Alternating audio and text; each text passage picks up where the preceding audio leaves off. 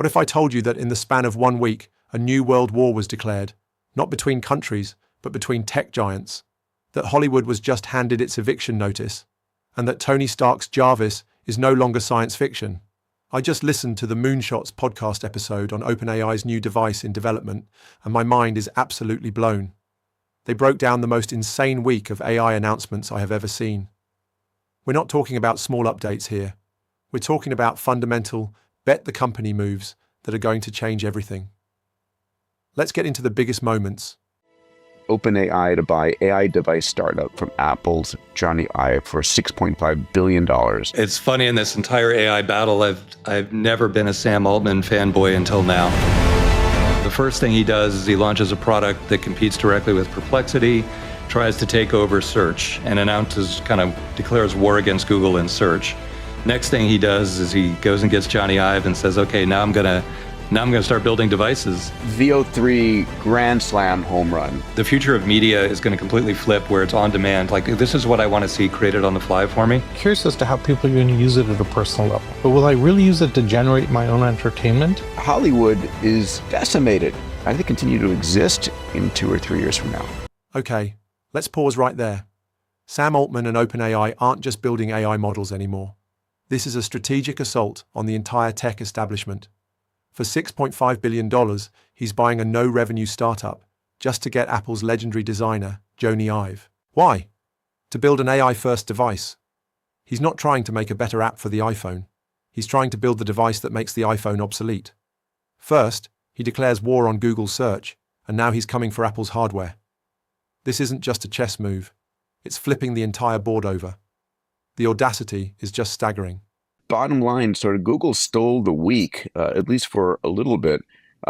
Dave, do you want to just outline what we're seeing here? This is a slide titled Gemini leads across all models, and we're talking about Gemini versus GPT 3.0, 4.5, DeepSeek, Grok, everything. Yeah, this is the Empire Strikes Back right here. So OpenAI has stolen the audience, the user base, and then AI primacy. XAI claimed it back in February very briefly. Then Google came roaring back, OpenAI came roaring back with new models. And then that woke up Google. Google's coming in, and this is the Empire Strikes Back. Okay, we have had this in the lab. We didn't know exactly how to announce it or when to announce it, but now that the competitive pressure's on, we're going completely to the wall here. This is the best of everything we've got, and we're going to roll it all out this week. And here you go. And it is mind-blowing. So they're claiming the number one spot in every single category. Just read the categories across. Yeah. Well, yeah, okay, so the one that caught everyone's imagination, well, overall, obviously, image generation, hard prompts. Hard prompts is, difficult questions. I guess that's pretty obvious. Coding and math, they claimed number one on that for all of a few hours. Math they still own. Creative writing, same as people doing their English papers. Long queries. So they've actually had dominance in super long context windows for quite a while. They just didn't tell the world about it. And this is exactly, Peter, what you were saying a couple of weeks ago. Big companies have a real struggle with innovators' dilemma. And so even though this has been in the lab, Demis Hassabis and the team have been working on it for a long time. They've had it, but they were so worried about how to roll it out and whether there'd be consumer backlash. But now under competitive pressure, it's unleashed. Then how many hours later, Dave, did we get this chart? And Anthropic introduces Claude 4.0. Yeah. So amazing little 24 hours there. So Sundar gets on stage, talks about something we'll look at in a minute, which, you can use just basically all AI all the time and not use regular Google search. We'll see it in a second. This is the part that perfectly captures the chaos of this AI race. Google holds its massive I/O event, the Empire Strikes Back moment. They unveil Gemini and claim the number one spot in every single category. They are on top of the world. Their stock soars for about 24 hours. Then, Anthropic, another major AI player, just quietly drops an update to their model, Claude, and immediately reclaims the top spot for coding. The hosts are right. If you love a good drama, this is the space race times 1,000. The title of Best AI is changing hands not year to year or month to month, but day to day. Anyone who says it's game over has no idea what game is being played. VEO3 Grand Slam home run. Mm-hmm. Oh my God, extraordinary. Dave, you started playing with it when you got your $250 account. How easy was it? Yeah. Oh my God, it's trivial. You got to get the account and just play with it. It's instantly mind-blowing. The integration of the audio, I think, really puts it over the top. But it's immediately obvious to you that the future of media is going to completely flip, where it's on demand. Like, this is what I want to see created on the fly for me.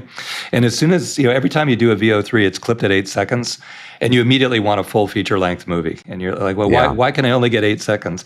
And the answer is there aren't enough GPUs on the planet. There's enough compute on the planet to meet the demand of everybody who wants this instantaneously. And that gives you a sense of where, how many data centers and Chase Lockmiller Caruso's are going to succeed. This might be the most consequential announcement of the entire event.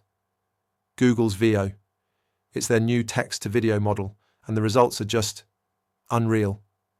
I'm excited to announce our new state-of-the-art model, VEO3.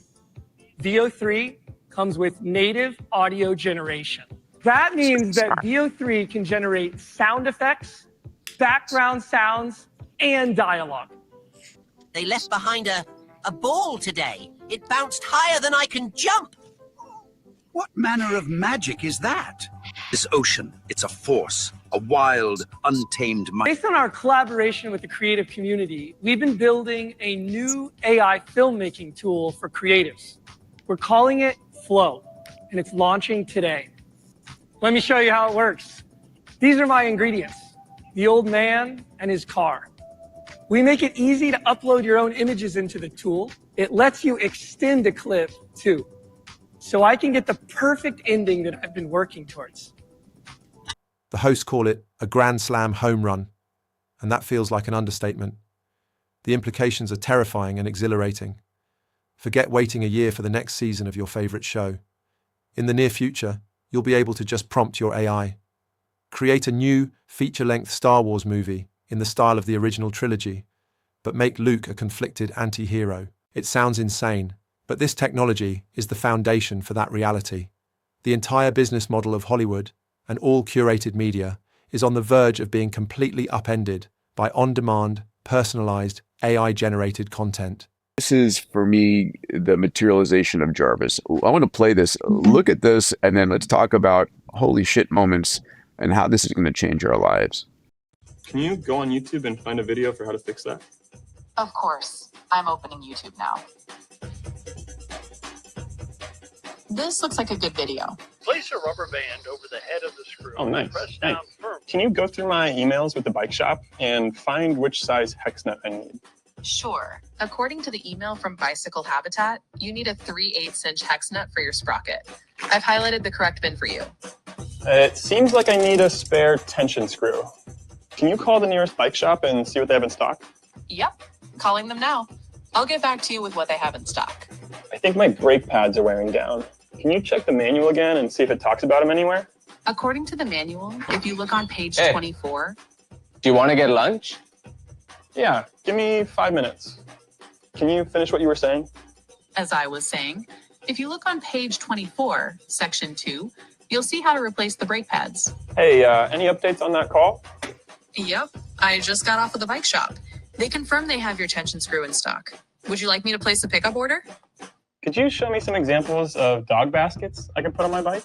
Sure, I can help you with that. Just give me a moment. Here are some options. I think Zuka would look really great in these. I saved the best for last. Forget all the benchmarks and business strategy. This is the moment that felt like true science fiction coming to life. Project Astra. It's an AI assistant that sees what you see through your phone's camera, understands context, remembers things you talked about earlier, and takes action in the real world. It looks through your emails to find the part number you need. It calls the bike shop for you. It recognizes objects and guides you. This is it. This is Jarvis. This isn't just a smarter Siri. This is a cognitive partner. The podcast hosts were absolutely right to highlight this, because this is the holy grail. Google is building an agent that will free us from 1,000 tiny tasks and act as a true extension of our own minds. It's the most compelling vision of the future I've seen, and it's happening right now. The podcast is called Moonshots, but after this week, that almost feels too small. We're witnessing a technological arms race, moving at a speed we can barely comprehend. OpenAI is trying to kill the iPhone. Google is revolutionizing media and search at the risk of its own core business. And AI assistants are evolving from simple tools into true cognitive partners. The biggest takeaway from this is that the future isn't a distant concept we're slowly building towards. It's being dropped on us in massive, world-altering updates, week after week. The question is no longer if our world will be transformed, but how we'll even recognize the world that's left behind. What a truly insane and incredible time to be alive.